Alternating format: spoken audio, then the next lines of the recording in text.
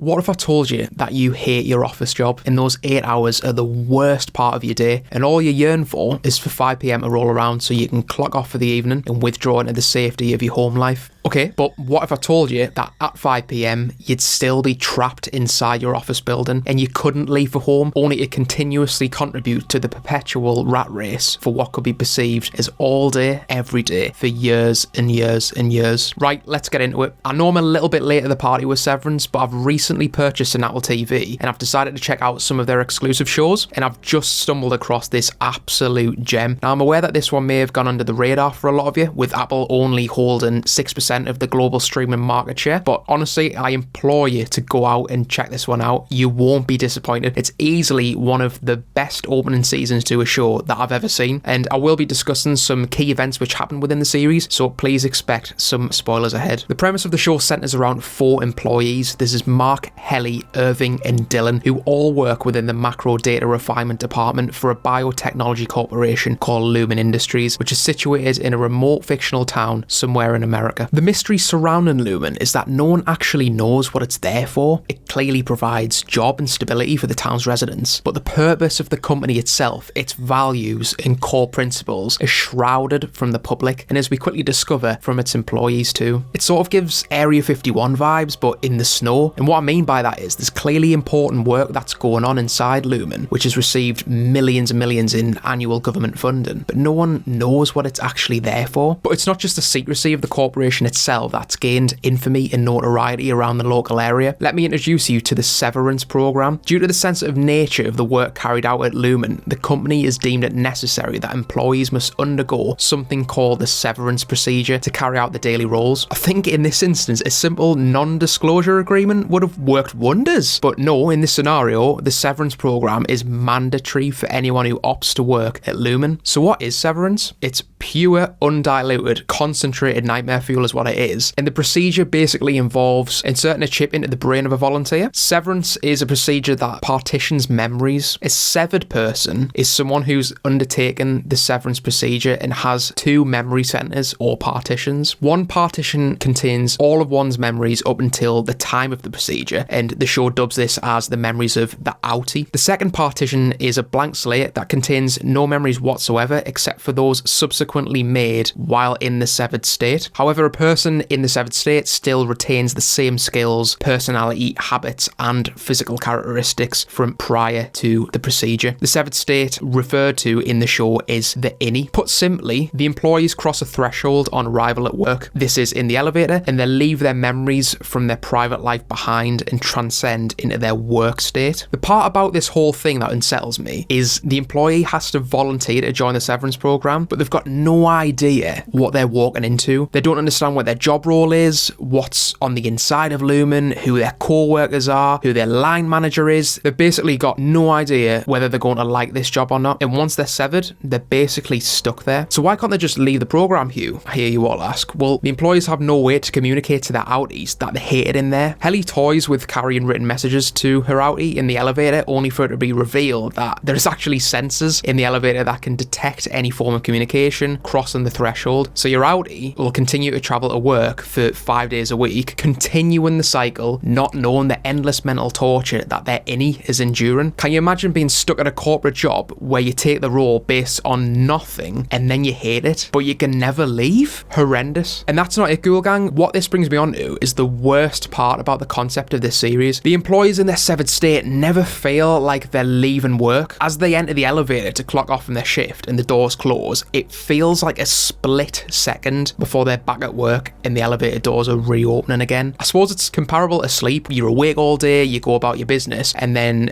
you go to bed on night time, you close your eyes and you drift off, and it feels like mere moments have passed and you're already back in the living world. This occupied my mind for days after watching this series as I ran over the realities of this situation in my head. Let's just take a moment to imagine being stuck in the office with key from accounts constantly for what seems like a continuous passing of time with absolutely no breaks. It's discussed in the show that the employees will suddenly be in new clothes that their outie has dressed them in, and all of a sudden they'll feel refreshed out of nowhere, but that's it. It's a continuous stream of work.